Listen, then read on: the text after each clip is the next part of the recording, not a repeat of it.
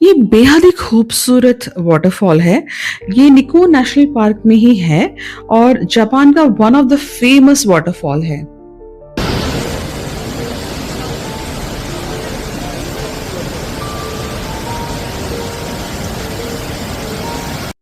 यहाँ पे बारिश में ये वाटरफॉल का देखना और स्पेशली ठंड भी था।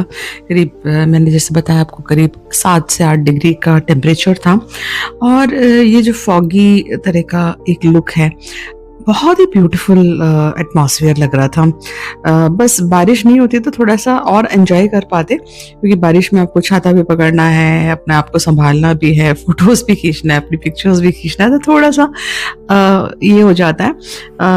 लेकिन ठीक है, सब चीज़ों को आपको एंजॉय करना आना चाहिए। तो we really had a great time.